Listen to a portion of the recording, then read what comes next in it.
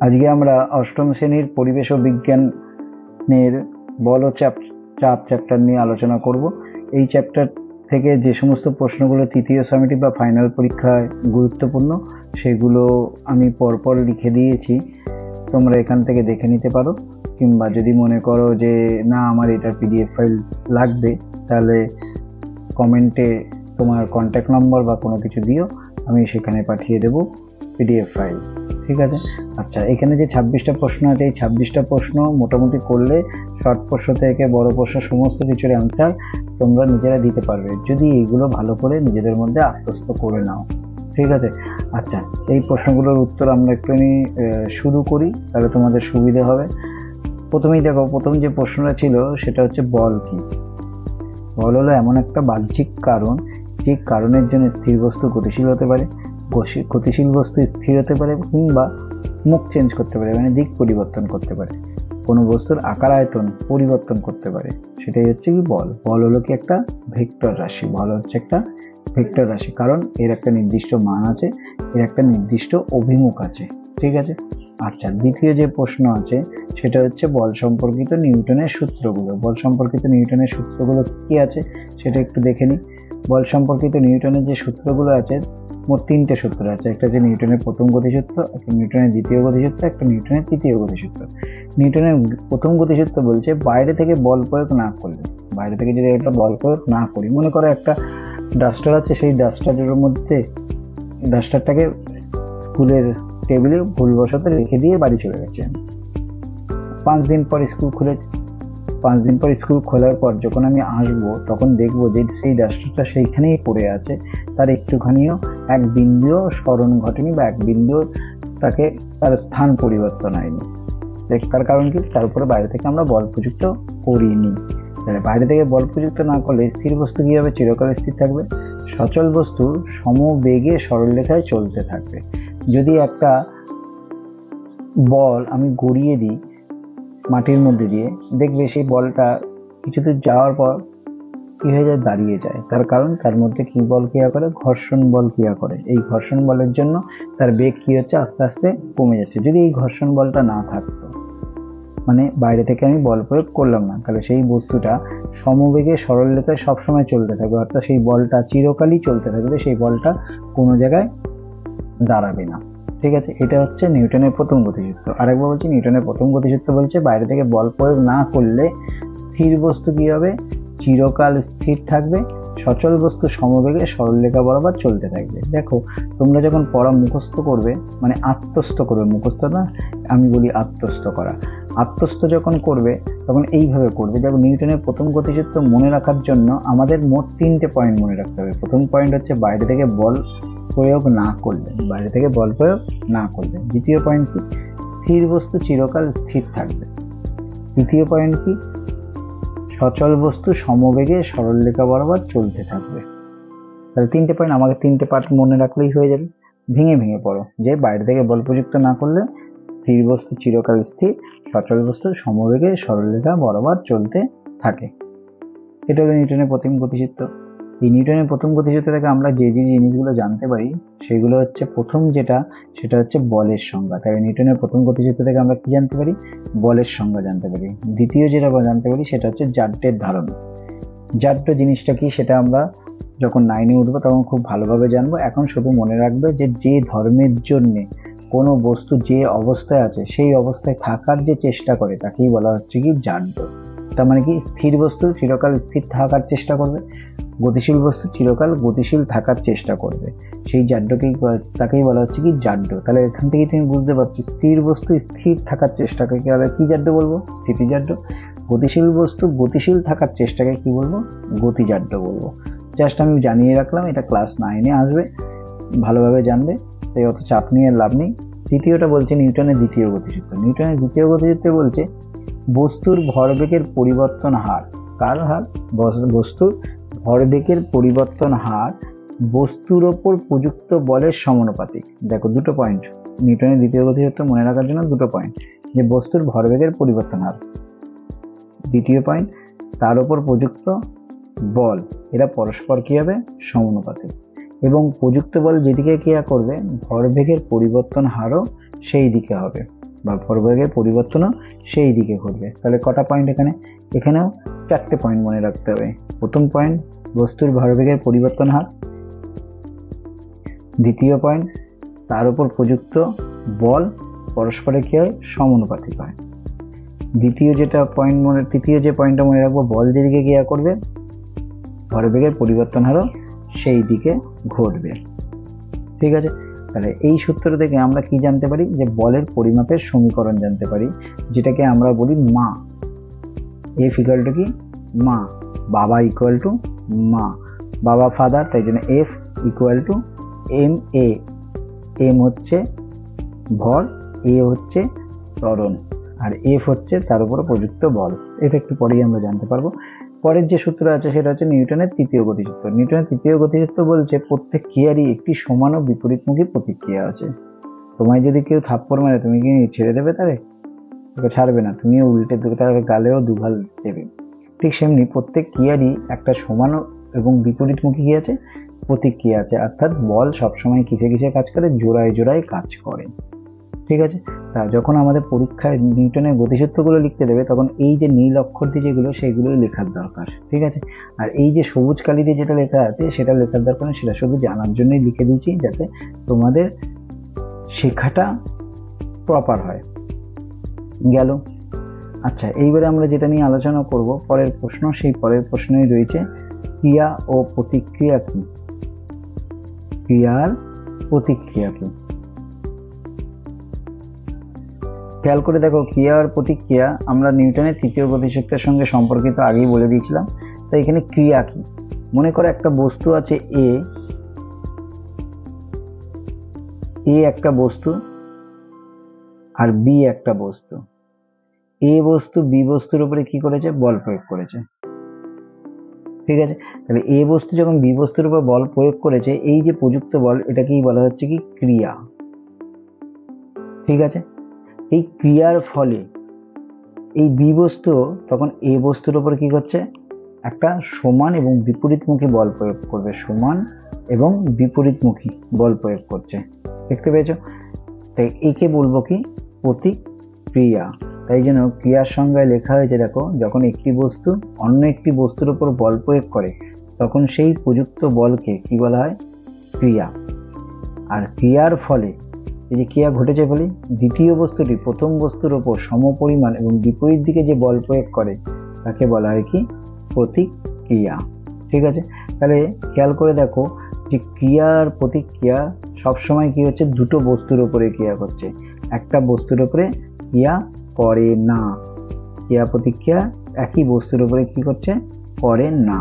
সবসময় কটা বস্তুর উপরে ক্রিয়া করে, দুটি বস্তুর উপরে ক্রিয়া করে। খেয়াল করেছো?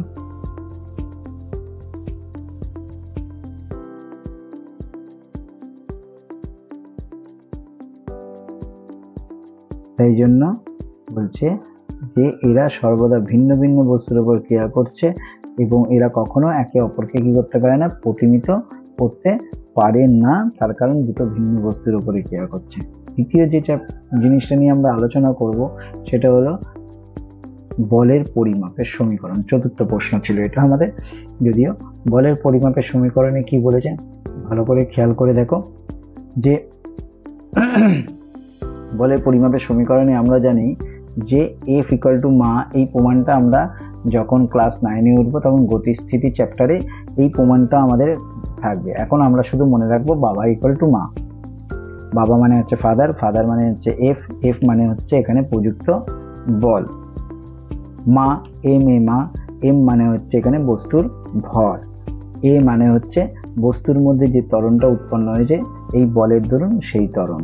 ঠিক আছে, আচ্ছা, এর ফলে আমরা এখানে কি পেলাম, বলের পরিমাপের সমীকরণ পেলাম। এই বলের পরিমাপের সমীকরণের উপর ডিপেন্ড করে, ঠিক আছে, আমরা একক, মাত্রা, এই সমস্ত সব কিছু নির্ণয় করতে পারি। যে নির্ণয়গুলো আমরা ক্লাস 9-এ শিখবো, এখন আমরা শুধুমাত্র মনে রাখার জন্য বা আত্মস্থ করার জন্য এর এককগুলো আমরা মুখস্থ করব। একদম, যেটাকে মুখস্থ বলবো না, আমি বলবো আত্মস্থ।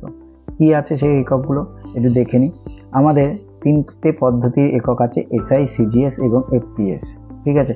তা আমরা এসআই, সিজিএস আর এফপিএস এই তিনটে পদ্ধতির মধ্যে আমরা দুটো পদ্ধতি এখন জানবো, সেটা হচ্ছে একটা হচ্ছে এসআই পদ্ধতি আর একটা হচ্ছে সিজিএস পদ্ধতি।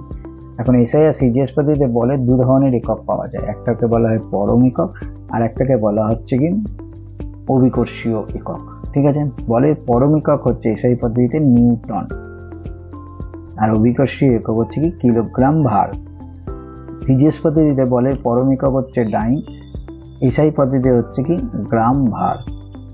ঠিক আছে, এখন খেয়াল করে দেখো যে এখানে নিউটন আছে, এখানে কিলোগ্রাম ভার আছে, তার মানে নিউটন আর কিলোগ্রাম ভারের মধ্যে একটা সম্পর্ক থাকবে, ডাইন গ্রাম ভার এদের মধ্যে একটা সম্পর্ক থাকবে। ঠিক একইভাবে নিউটন ও ডাইনের মধ্যে কি থাকবে, একটা সম্পর্ক থাকবে। সেই সম্পর্কগুলো আমরা এখানে কি করব, আত্মস্থ করব, ক্লাস 9-এ এগুলোকে হাতে কলমে প্রমাণ করব।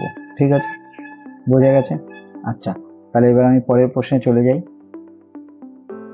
পরের প্রশ্নই রয়েছে, দেখো 1 নিউটন ও 1 ডাইন বলতে কি বোঝো, এদের মধ্যে সম্পর্ক। ঠিক আছে, তাহলে সম্পর্ক আর এগুলো সব করি। 1 নিউটন কাকে বলছে, এইমাত্র আমরা বললাম কি এফ ইকুয়াল টু মা। ঠিক আছে, এফ ইকুয়াল টু কত, মা। খেয়াল করে দেখো এম এর মান যদি 1 কেজি হয় আর এর মান যদি 1 মিটার পার সেকেন্ড স্কোয়ার হয়, তাহলে আমরা বলতে পারি এফ ইকুয়াল টু 1 এন মানে 1 নিউটন। তাহলে 1 কিলোগ্রাম ভরের কোনো বস্তুর উপর যে পরিমাণ বল প্রয়োগ করলে 1 মিটার পার সেকেন্ড স্কোয়ার ত্বরণ উৎপন্ন হবে, সেই বলকে বলা হচ্ছে কি 1 নিউটন। ঠিক আছে, তাহলে এটাকে আমরা পাটে পাটে ভাগ করে নিই, তাহলে তোমাদের মনে রাখার সুবিধা হবে। কিভাবে মনে রাখবো, প্রথম যেটা মনে রাখবো সেটা হচ্ছে কি 1 কিলোগ্রাম ভরের কোনো বস্তু হয়েছে, তার উপরে কি করেছো, ধাক্কা মেরেছো, মানে কি তার উপরে যে পরিমাণ বল প্রয়োগ করলে, যে পরিমাণ বল প্রয়োগ করেছো, করার ফলে তার কি উৎপন্ন হয়েছে, 1 মিটার পার সেকেন্ড স্কোয়ার কি হয়েছে, ত্বরণ উৎপন্ন হয়েছে। 1 মিটার পার সেকেন্ড স্কোয়ার কি উৎপন্ন হয়েছে, ত্বরণ উৎপন্ন হয়েছে। সেই পরিমাণ বলকে কি বলা হচ্ছে, 1 নিউটন বলে। ঠিক আছে, তাহলে কটা পার্ট, 1, 2, 3, 4টে। ঠিক আছে, 4টে পার্ট আমরা মনে রাখলে আমরা নিউটনের সংজ্ঞা দিতে পারবো। কিন্তু প্রথম সংজ্ঞা কি, 1 কিলোগ্রাম ভরের একটা বস্তু আছে, তার উপরে যে পরিমাণ বল প্রয়োগ করেছি তার ফলে কি হচ্ছে, 1 মিটার পার সেকেন্ড স্কোয়ার ত্বরণ উৎপন্ন হয়েছে, সেই পরিমাণ বলকে কি বলা হচ্ছে, 1 নিউটন। তাহলে ডাইন কি, দেখো এখানে কিলোগ্রাম ছিল, তাহলে ডাইনে কি হয়ে যাবে, গ্রাম হয়ে যাবে। তাহলে 1 কিলোগ্রামটার জায়গায় কি লিখবো, 1 গ্রাম ভরের কোনো বস্তুর উপর যে পরিমাণ বল প্রয়োগ করলে 1 মিটার পার সেকেন্ড স্কোয়ার ছিল, এটা হয়ে যাবে কত, 1 সেমি পার সেকেন্ড স্কোয়ার ত্বরণ সৃষ্টি হয়েছে, তা কি বলা হচ্ছে কি 1 ডাইন। তাহলে বলের পরম একক হচ্ছে এসআইতে নিউটন আর বলের পরম একক সিজিএস হচ্ছে কি ডাইন। এই 1 নিউটন আর 1 ডাইনের মধ্যে কি হলো, সংজ্ঞা বেরিয়ে গেল। এবার এদের মধ্যে সম্পর্ক দেখো, সম্পর্কটা এখানে একবারে আমি ডাইরেক্ট লিখে দিয়েছি, কিন্তু এটা তুমি প্রমাণও করতে পারো, কিন্তু এই প্রমাণ করাটার মতো তোমাদের এখন সময় নেই, তাই ক্লাস 9-এ গিয়েই একেবারে শিখবো কিভাবে আমরা পার করলাম। তো 1 নিউটন ইকুয়াল টু আমাদের মনে রাখতে হবে 10⁵ ডাইন। যদি তোমরা বলতে চাও যে স্যার একবার করেই দেন, তাহলে আমি দেখিয়ে দিই। 1 নিউটন মানে হচ্ছে, খেয়াল করো 1 নিউটন সমান সমান আমরা একটু আগেই পেয়েছি 1 kg into 1 meter per second square. 1 kg মানে হচ্ছে 1000 গ্রাম, তাই জন্য আমরা এটা লিখতে পারি 10⁵ গ্রাম ইন্টু 1 মিটার মানে হচ্ছে 1 মিটার মানে হচ্ছে 100 সেন্টিমিটার, তাই জন্য 10 স্কোয়ার সেমি পার সেকেন্ড স্কোয়ার। খেয়াল করে দেখো 10⁵ আর 10⁵2 জিরো করলে কত হচ্ছে 10⁵5, এদিকে হলো গ্রাম সেমি পার সেকেন্ড স্কোয়ার। 10⁵5 গ্রাম সেমি পার সেকেন্ড স্কোয়ার মানে হচ্ছে 10⁵5 গ্রাম সেমি পার সেকেন্ড স্কোয়ার মানে হচ্ছে কি ডাইন। তাহলে 1 নিউটন সমান সমান কত, 10⁵5 ডাইন। এইভাবে করতে হয়। ঠিক আছে, উল্টো করে দিলে 1 ডাইন ইকুয়াল টু 10⁻⁵5 নিউটন, উল্টে গেল। বুঝে গেছে? আচ্ছা, এইবারে আমাদের পরের যে প্রশ্নটা আছে, দেখো উকি মারছে 1 নিউটন ইকুয়াল টু কত কেজি ভার। তাই 1 নিউটনকে আমরা কেজি ভারে যখন প্রকাশ করতে যাব, তখন মনে রাখবে ওটা আমাদের কিসে প্রকাশ করতে হয়, জি এর মান দিয়ে প্রকাশ করতে হয়। তাহলে আমরা জানি 1 newton equal to m g, এর মানটা তখন হচ্ছে অভিকর্ষীয় ত্বরণ। অভিকর্ষীয় ত্বরণ কাকে বলে, সেটা তোমাদের মহাকর্ষ চ্যাপ্টারে তোমরা জানো এই চ্যাপ্টারটা আমাদের তৃতীয় সামেটিভের নেই, তাই আমি আর ওই নিয়ে বেশি আলোচনা করছি না। এম এর মান কত দেওয়া আছে 1 কেজি, জি এর মান কত 9.8, তাহলে আমাদের হচ্ছে 9.8 কেজি ওয়েট বা কিলোগ্রাম ভার। যদি এটা 1 ডাইন হতো তাহলে আমরা বলতাম সেই একইভাবে mg, এম হয়ে যাচ্ছে 1 গ্রাম ইন্টু জি এর মান কত হচ্ছে 980 বা 981, তাহলে এটা হয়ে যাচ্ছে 980 গ্রাম ওয়েট। বোঝা গেছে? তাহলে 1 ডাইন ইকুয়াল টু কত 980 গ্রাম ওয়েট, আর 1 newton equal to 9.8 kg weight. ঠিক আছে, মনে রাখতে পারবে, এগুলো মনে রাখার কোনো ব্যাপারই না। তোমরা যদি পিডিএফ ফাইল চাও আমাকে মেসেজ করো বা আমাকে এখানেই কমেন্ট করে দিও, আমি তোমাদের পাঠিয়ে দেবো। লিঙ্ক পাঠিয়ে দিলে আরো সুবিধা হবে তোমাদের, তোমরা নিজেদের মতো করে ডাউনলোড করে বা লিখে করে নিতে পারবে। আমি লিঙ্কই পাঠিয়ে দেবো। পরে যে প্রশ্ন আছে সেটা হচ্ছে অভিকর্ষজ বল বা অভিকর্ষ বল কি। দেখো, কোনো একটা বস্তুকে পৃথিবী যে বল দ্বারা আকর্ষণ করে, কোনো বস্তুকে পৃথিবী যে বল দ্বারা আকর্ষণ করে সেই বলকেই বলা হচ্ছে কি অভিকর্ষজ বল। এই অভিকর্ষজ বলের মান বস্তুর ভর এবং পৃথিবীর কেন্দ্র তার দূরত্বের উপরে নির্ভর করে।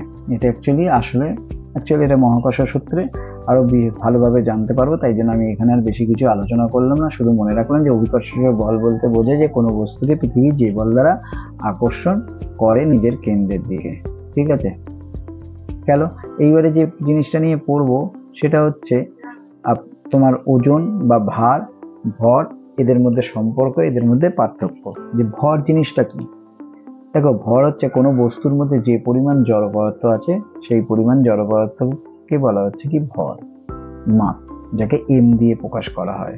ঠিক আছে, তাহলে সংজ্ঞা হচ্ছে কি কোনো বস্তুর মধ্যে স্থিত মোট জড় পদার্থের পরিমাণ। আর ভার বা ওজন বা ডাব্লু হলো কি কোনো বস্তুকে পৃথিবী যে বল দ্বারা আকর্ষণ করে। ঠিক আছে, তাহলে খেয়াল করে দেখো এর প্রকৃতি কি, ভরের জড় পদার্থের তো কোনো পরিবর্তন হয় না, জড় পদার্থের মোট জড় পদার্থের পরিমাণ সবসময় ধ্রুবক। ঠিক আছে, তাই জন্য এর প্রকৃতি হচ্ছে কি মৌলিক এবং এটি অপরিবর্তনীয়, মানে এটা পরিবর্তন হয় না। কিন্তু বল অবস্থান ভেদে পরিবর্তন হতেই পারে, তার কারণ জি এর মান পরিবর্তন হয়। তাই জন্য ওজন বা ভার হচ্ছে কি এক প্রকারের বল, এটা পরিবর্তনশীল, কিন্তু প্রকৃতি এর ভর কি পরিবর্তনশীল নয়। এই জন্য খেয়াল করে দেখবে যে পৃথিবীর কেন্দ্রে বা মহাকাশে, ঠিক আছে, মহাশূন্যে বল শূন্য হয়ে যেতে পারে, মানে কি ওজন বা ভার শূন্য হতে পারে, কিন্তু ভর কখনো শূন্য হতে পারে না। আচ্ছা, তারপরে দ্বিতীয় যেটা রাশি, ভর হচ্ছে স্কেলার রাশি, তার কারণ এর শুধু মান আছে, অভিমুখ নেই। কিন্তু ওজন বা ভার যেহেতু একটা বল, আমরা আগেই বলেছি বল হলো কি একটা ভেক্টর রাশি, তাই জন্য এ হলো এর মান ও অভিমুখ দুটো থাকার জন্য এটি একটি ভেক্টর রাশি। ঠিক আছে, আচ্ছা, ভরের একক কি কিলোগ্রাম, ওজন বা ভারের একক হচ্ছে কি, যেহেতু বলের এককের সমান তাই জন্য নিউটন। আচ্ছা, এটা পরিমাপ করবো কিভাবে, সাধারণ তুলাযন্ত্রের সাহায্যে ভর পরিমাপ করতে হবে, আর ওজন বা ভার পরিমাপ করতে হবে কি স্প্রিং তুলাযন্ত্রের সাহায্যে। আমি আবারও বললাম যে ভর কখনো শূন্য হতে পারে না, কিন্তু পৃথিবীর কেন্দ্রে বা মহাশূন্যে যেখানে আকর্ষণ নাই, ঠিক আছে, সেখানে কি হতে পারে ভার বা ওজন বা ডাব্লু শূন্য হতে পারে। একটু আগেই বললাম যে F equal to m g, আমরা জানতাম এফ ইকুয়াল টু কি এম জি। এখানে খেয়াল করে দেখো এফটা হচ্ছে অভিকর্ষীয় বল, তাকে আমরা ডাব্লু দিয়ে প্রকাশ করছি, ওজন বা ভার। ডাব্লু ইকুয়াল টু কি হয়ে গেছে তাহলে m g. Actually F equal to আমরা মা ধরেছিলাম, এইখানে এ মানে হচ্ছে পৃথিবী যেহেতু টানছে তাই জন্য অভিকর্ষীয় ত্বরণ, তাই এটা হয়ে গেছে কত জি। ঠিক আছে, ডাব্লু ইকুয়াল টু তাহলে কত হলো এম জি। বোঝা গেছে? এরপরে যে প্রশ্ন আছে সেটা হচ্ছে ঘর্ষণ। ঘর্ষণ কাকে বলে? ঘর্ষণ বলছে যে একটা বস্তু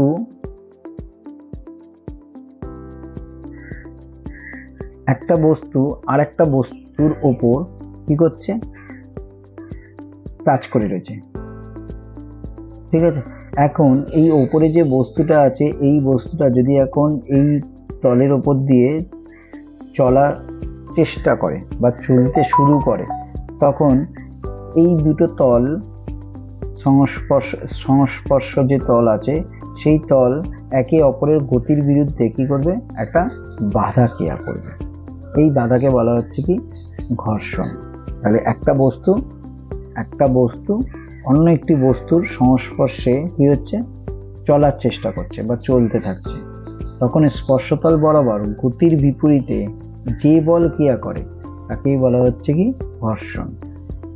এটা কার উপর ডিপেন্ড করে, স্পর্শতলের প্রকৃতির উপর ডিপেন্ড করে। দেখো, একটা মসৃণ তলের মধ্যে দিয়ে কোন একটা বলকে ঘুরিয়ে দিলে যত সহজে যেতে পারবে, একটা এবড়ো খেবড়ো জায়গার মধ্যে দিয়ে যখন আমরা ঘুরিয়ে দিই তখন কি দেখবে, তত সহজে যেতে পারে না, একটা একটুখানি যাওয়ার পরে দাঁড়িয়ে যায়, তার বেগটা খুব তাড়াতাড়ি কমে যায়। যে ওই যে এবড়ো খেবড়ো জায়গা তলটা, ওই বলটার গতিকে যে বাধা দিচ্ছে, সেই বাধাটাকেই বলা হচ্ছে কি ঘর্ষণ বল। তাহলে ঘর্ষণ বল কোথায় ক্রিয়া করে, ঘর্ষণ বল ক্রিয়া করে দুটো বস্তুর সংস্পর্শ করে, দুটো বস্তু যেখানে সংস্পর্শ করেছে। দেখো, একটা চেয়ার আছে মনে করো, চেয়ারটা কি হয়েছে, এই যে চারটে পায়া কিন্তু চেয়ারের সংস্পর্শে রয়েছে এই মাটিতে, ঠিক আছে। তাই জন্য ওই যে চারটে পায়ার টা যেখানে টাচ করে রয়েছে দ্বিতীয় তলকে, সেই জায়গাগুলি হচ্ছে কি ঘর্ষণ বল ক্রিয়া করার জায়গা। আর সেটা কার দিকে ক্রিয়া করবে, আপেক্ষিক গতির বিরুদ্ধে ক্রিয়া করবে, যেদিকে বস্তুটাকে যেতে চাইছে তার বিপরীত দিকে ক্রিয়া করবে। এখন এই ঘর্ষণ বল ক প্রকারের হতে পারে, ঘর্ষণ বল সাধারণত 3 প্রকারের হয়, স্থিতি ঘর্ষণ, চল ঘর্ষণ, আর একটা কি বললাম আবর্ত ঘর্ষণ। স্থিত ঘর্ষণ, চল ঘর্ষণ, আর একটা কি আবর্ত ঘর্ষণ। স্থিত ঘর্ষণ কাকে বলে, যখন একটা বস্তু আর একটা তলের উপরে কি হচ্ছে, স্থির অবস্থায় থাকছে এবং তার উপরে বল প্রয়োগ করা সত্ত্বেও তার গতি শুরু হচ্ছে না, তাকেই বলা হচ্ছে কি স্থিত ঘর্ষণ। আর চল ঘর্ষণ কাকে বলছে না, যখন একটা বস্তু আর একটা বস্তুর উপর দিয়ে পিছলে চলে যেতে চাইছে বা চলে যাচ্ছে, তখন যে ঘর্ষণ বল ক্রিয়া করছে তাকে বলা হচ্ছে কি চল ঘর্ষণ, ঠিক আছে। আর যখন একটা বস্তু আর একটা বস্তুর ওপর দিয়ে বা একটা তলের ওপর দিয়ে কি হচ্ছে, গড়িয়ে যাচ্ছে, ঠিক আছে, তখন তাকে বলা হচ্ছে কি আবর্ত ঘর্ষণ। তাহলে স্থিত ঘর্ষণ একটু আগেই বললাম কাকে বলে। এই ঘর্ষণ বলের একটা সর্বোচ্চ মান থাকে, সেই সর্বোচ্চ মানের পর সেই বস্তুটার স্থিত ঘর্ষণটা কোন ঘর্ষণে পরিবর্তিত হয়ে যায়, চল ঘর্ষণে পরিবর্তিত হয়ে যায়, ঠিক আছে। মানে বস্তুটা যখন চলতে শুরু করে দেয়, তার থেকে যে পরিমাণ বল প্রয়োগ করার পরে কি হচ্ছে, বস্তুটা কি হচ্ছে জাস্ট চলার শুরু করছে, এই পরিমাণ বলকে বলা হচ্ছে কি তার সীমাস্থ ঘর্ষণ বল, ঠিক আছে। এবারে ঘর্ষণ বলের পর আমরা যেটা নিয়ে আলোচনা করব সেটা হলো পরের যে 14 নম্বর প্রশ্ন আছে দেখবে, সেটা হচ্ছে ঘনত্ব কি। বলছে ঘনত্ব জানার আগে একটা ফর্মুলা মনে রাখতে হবে, সেই ফর্মুলাটা হচ্ছে m = v রো, কেউ ভি রো লেখে, কেউ লেখে ভি ডি, যে যেরকম ভালোবাসে সেরকম করবে। আমি এটা মনে রাখার যে রো কেন ব্যবহার করি তার কারণ হচ্ছে m = হিরো, হি এর জায়গায় ভি হয়ে যাচ্ছে ভিরো, ঠিক আছে। m মানে হচ্ছে মা হচ্ছে আমাদের হিরো, ঠিক আছে। তাহলে m = যদি ভিরো হয়, এখানে খেয়াল করে দেখো রো = তাহলে কি হবে, রো ভিটা নিচে চলে গেল, তাহলে রো = বা ডি = হবে m/v, ঠিক আছে। রো = কত হবে m/v। এবার যদি রো = m/v হয়, এই যে খেয়াল করো ডি = m/v। এখন লক্ষ্য করো ভি যদি 1 হয়ে যায়, ভি সমান সমান যদি 1 হয়ে যায়, তাহলে ডি সমান সমান কত বেরোচ্ছে, দেখো ডি সমান সমান m বেরোচ্ছে। তাহলে একক আয়তনের কোনো বস্তুর ভরকে সেই পদার্থের কি বলবো, ঘনত্ব বলবো। দেখো এখানে তাই লেখা আছে, প্রতি একক আয়তনে যে পরিমাণ ভর থাকে তাকে ওই পদার্থের ঘনত্ব বলে। ঘনত্ব একটা কি গাঠনিক ধর্ম। তাহলে ঘনত্ব হচ্ছে কি বস্তুর একটা গাঠনিক ধর্ম, ঠিক আছে। আচ্ছা, গাঠনিক ধর্ম হয়ে যাওয়ার পর এবার আমরা একটু আগেই বলছে পরের যে প্রশ্নটা আছে সেটা হচ্ছে ভরের সঙ্গে ঘনত্বের সম্পর্ক। এই মাত্র আমরা বার করলাম যে রো = m/v। তাহলে লক্ষ্য করে দেখো রো আর m পরস্পরের মধ্যে কি হচ্ছে, সমানুপাতিক, অর্থাৎ কোনো বস্তুর ভর যদি বাড়ে তার ঘনত্ব কি হয়ে যাবে, বেড়ে যাবে। কখন না, যখন ভিটা কি থাকবে, অপরিবর্তিত থাকবে। তাই জন্য লিখেছি, দেখো নির্দিষ্ট উষ্ণতা ও চাপে বস্তুর ঘনত্ব কি থাকে, সবসময় অপরিবর্তিত থাকে। এটা মনে রাখবে, নির্দিষ্ট উষ্ণতা ও চাপে বস্তুর ঘনত্ব সবসময় অপরিবর্তিত থাকে। তাহলে উষ্ণতা ও চাপের উপরে ঘনত্ব ডিপেন্ড করে না, তার কারণটা কি, এটা একটি গাঠনিক ধর্ম। ঠিক আছে। তবে নির্দিষ্ট আয়তনের জন্য, এই যে নির্দিষ্ট আয়তন ভিটা যেহেতু ধ্রুবক যদি থাকে, তাহলে ভর ঘনত্বের কি হচ্ছে সমানুপাতিক, অর্থাৎ ঘনত্ব যদি বাড়ে বস্তুর ভরও কি হয়ে যাবে, বাড়বে। ওই জন্য দেখবে তুলো, যত পরিমাণ তুলো নিচ্ছ অত আয়তনের যদি তুমি নাও, লোহা নাও, খেয়াল করবে লোহার যেহেতু ঘনত্ব বেশি, তাই জন্য ওর ভরটা হবে কি, ভরটা হবে কি বেশি। আচ্ছা, পরে যে প্রশ্ন আছে সেটা হচ্ছে চাপ কি। চাপ বলতে বোঝাচ্ছে যে একটা তল আছে, মনে করো এই একটা তল আছে, এই তলের মধ্যে তুমি কি করেছো, বল প্রয়োগ করেছো। এই তলের উপরে কি করেছো, বল প্রয়োগ করেছো। কত পরিমাণ বল প্রয়োগ করেছো, এফ পরিমাণ বল প্রয়োগ করেছো। এই তলটার ক্ষেত্রফল কত, এ। তাহলে এ ক্ষেত্রফলে তুমি বল প্রয়োগ করেছো এফ পরিমাণ। ঐকিক নিয়মে অঙ্ক তোমরা করেছো, তাহলে একক ক্ষেত্রফলে বল প্রয়োগ করবে কত, এফ বাই এ পরিমাণ। এই যে একক ক্ষেত্রফল লম্বভাবে যে পরিমাণ বল প্রয়োগ করবে, একক ক্ষেত্রফলে লম্বভাবে যে পরিমাণ বল প্রয়োগ করবে তাকেই বলা হচ্ছে কি, চাপ, পি। ঠিক আছে, দেখি এবার লেখাটা কি লেখা আছে। কোন তলের, ঠিক আছে, প্রতি একক ক্ষেত্রফল, ঠিক বলেছি, ও লম্বভাবে প্রযুক্ত বলকে কি বলা হচ্ছে, তার চাপ। তাহলে চাপের ফর্মুলা কি, P equal to F by A. সেটাকেই আমি সংক্ষেপে বলি এফ ইকুয়াল টু, একটু আগে যে জেনেছিলাম কি, এফ ইকুয়াল টু মা, এখন এফ ইকুয়াল টু পা। ঠিক আছে, এফ ইকুয়াল টু মা জেনেছি, এফ ইকুয়াল টু এখানে কি জানলাম, পা। বোঝা গেছে। এখানে পি মানে হচ্ছে কি প্রেসার বা চাপ, এ মানে হচ্ছে কি ক্ষেত্রফল। আগের এটা ছিল অভিকর্ষ, অভিকর্ষ ত্বরণ না, শুধু ত্বরণ। আর এমটা ছিল কত, ভর। ঠিক আছে, গেল। আচ্ছা, এবার বলছে তরলের কোনো একটা বিন্দুতে চাপের রাশিমালাটা কিরম হবে। তরলের কোনো একটা বিন্দুতে, তরলের কোথায়, কোনো একটা বিন্দুতে চাপের রাশিমালা। মনে করো এই একটা তরল পাত্র আছে, এই পাত্রের এই বিন্দুতে এতটা পর্যন্ত জল রয়েছে, এই বিন্দুতে আমাদের কি করতে হবে, চাপ নির্ণয় করতে হবে। চাপ নির্ণয় যখন আমরা করব, যে এর উপরে আমরা কি করব, একটা জলস্তম্ভ কল্পনা করব। ঠিক আছে, এই জলস্তম্ভ এই তলের মধ্যে যে পরিমাণ বল চাপ প্রয়োগ করছে তাকেই বলা হচ্ছে কি, তার ওই বিন্দুতে চাপ। তা এইটা আমাদের নির্ণয় করতে গেলে আমরা পরে জানতে পারবো, যখন আমরা ক্লাস 9-এ উঠবো। আবার আমরা এখানে শুধুমাত্র জেনে নিচ্ছি যে কার কার উপর নির্ভর করে। প্রথম যেটা নির্ভর করে সেটা হচ্ছে যে তরলের গভীরতা যত বাড়বে, তরলের গভীরতা যত বাড়বে, এখানে তরল আছে, এখানে যে পরিমাণ চাপ হবে এখানে তার চাপ হবে কি, তার থেকেও বেশি। তরলের গভীরতা যত বাড়বে চাপও তত বাড়বে। তরলের ঘনত্ব, মনে করো জলের জায়গায় রয়েছে পারদ, তাহলে পারদের ঘনত্ব বেশি, তাই তার চাপও কি হবে, বেশি হবে। তারপরে তুমি মনে করো এখানে আমাদের জি এর মান যা, দার্জিলিং এর জি এর মান কি হবে, কম। তাই জন্য এখানে যত চাপ হবে দার্জিলিং এর চাপ কি হবে, তার থেকে কম হবে।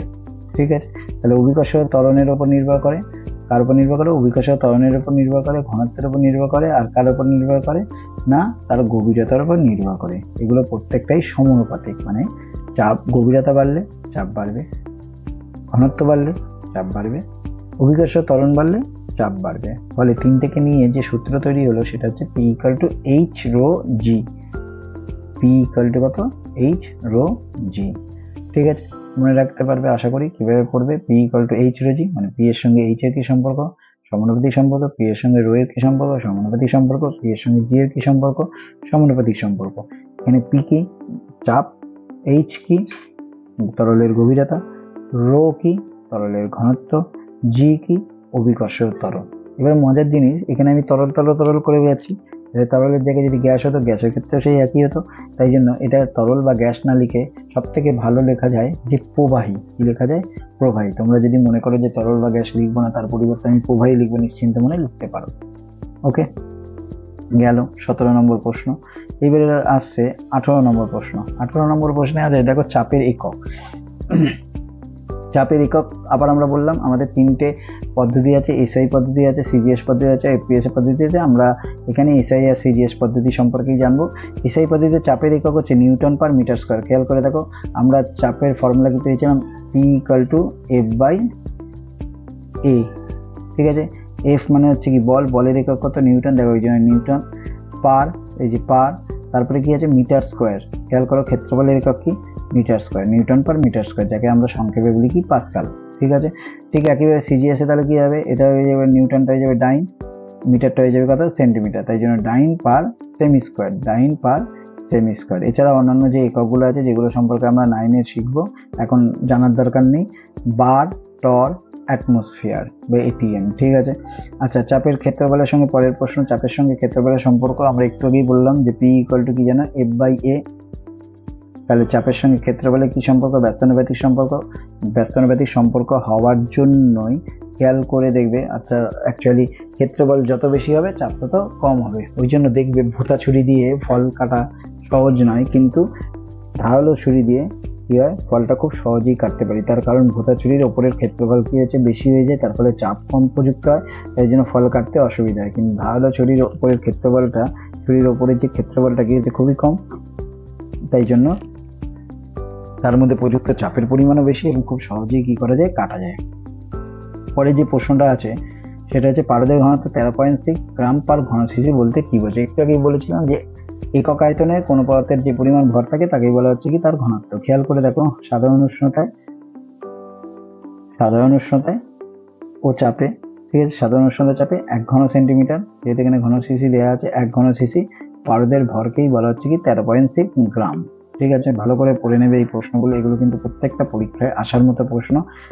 পড়তে তোমার খুব জোর 30 মিনিট লাগবে, আমার ভিডিও করতে 1 ঘন্টা লাগছে, কিন্তু তোমাদের মুখস্থ করতে বা আত্মস্থ করতে মাত্র 30 মিনিট লাগবে।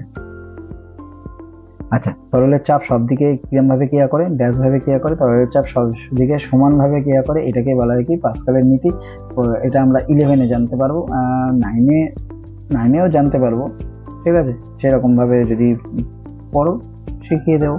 পরের যে প্রশ্নটা আছে যে প্রমাণ বায়ুমণ্ডলের চাপ পারস্তম্ভ বা জলস্তম্ভের কোন উচ্চতার সমান হয়। পারস্তম্ভের ক্ষেত্রে পারদ বায়ুমণ্ডলীয় চাপে 76 সেন্টিমিটার পর্যন্ত ওঠে। কত সেন্টিমিটার পর্যন্ত ওঠে, 76 সেন্টিমিটার বা 707 মিলিমিটার পর্যন্ত ওঠে। সেই তুলনায় জলস্তম্ভ কত দূর পর্যন্ত যায়, 10.33 মিটার, 10.33 মিটারের সমান। তার মানে কি যে বায়ুমণ্ডলের চাপ 10.33 মিটার জলস্তম্ভের চাপের সমান হবে। ঠিক আছে, পরে যে প্রশ্নটা আছে সেটা হচ্ছে প্লবতা ফল কি বলছে। একটা তরলের মধ্যে, এই যে তরল আছে এই তরলের মধ্যে একটা বস্তুকে ডুবিয়েছি, একটু ভালো করে আঁকি। তরলের মধ্যে এই একটা বস্তুকে ডুবিয়েছি, এই বস্তুকে যখন ডুবিয়েছি আংশিকভাবে ডোবাতে পারি কিংবা সম্পূর্ণরূপেও ডোবাতে পারি।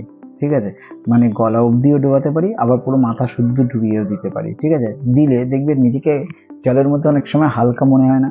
এই হালকা মনে হওয়ার কারণ হচ্ছে এর উল্টো দিকে একটা কি হয় বল প্রয়োগ করে। নিচের দিকে কোন বল ক্রিয়া করে, ওজন বল ক্রিয়া করে, আর ঠিক উপর দিকে একটা ঊর্ধ্বমুখী বল অনুভব হয়। এই যে ঊর্ধ্বমুখী যে বল অনুভব হচ্ছে এই বলটাকেই বলা হচ্ছে কি প্লবতা। ঠিক আছে, তাহলে কি বললাম, কোনো প্রবাহীতে সেটা স্থির তরল হতে পারে, স্থির গ্যাস হতে পারে, তার মধ্যে কোনো একটা বস্তুকে কি করেছি আংশিক ডুবিয়েছি বা সম্পূর্ণ ডুবিয়েছি। ডুবালে তার উপরে যে ঊর্ধ্বমুখী বল ক্রিয়া করে সেই ঊর্ধ্বমুখী বলকে কি বলা হচ্ছে প্লবতা বল।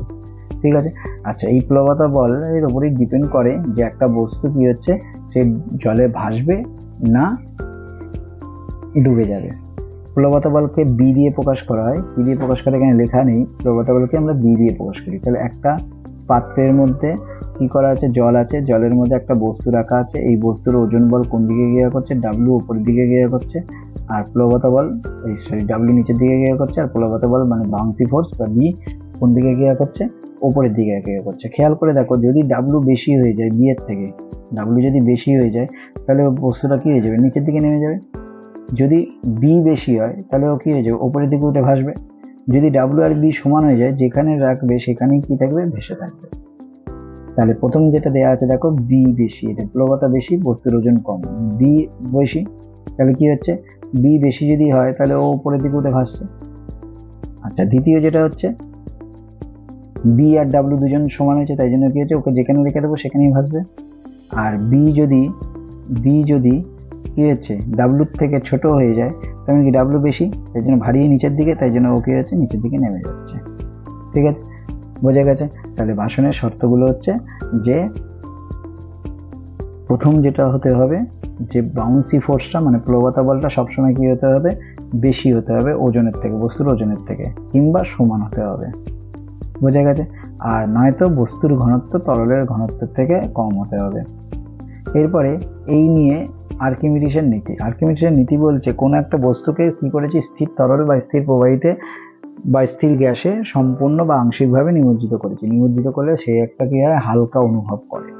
এই যে হালকা যে অনুভব করে, তার মানে কি তার ওজনের একটা আপাত হ্রাস ঘটেছে, ওজনের মনে হচ্ছে যে কমে গেছে। এই যে ওজনের যে আপাত হ্রাস, এই হ্রাসটা বস্তু যে পরিমাণ তরল অপসারণ করবে সেই অপসারণের ওজনের সমান। খেয়াল করবে যে কোনো একটা বস্তুকে যখন আমি জলে নিমজ্জিত করি, সেই জলের তলের লেভেলটা একটু বেড়ে যায়। বস্তুটা মনে করো ছিল এরকম, এইখানে জলতল ছিল, যেই আমি বস্তুটাকে ডোবালাম জলতল কোথায় উঠে গেল, এতদূর উঠে গেল।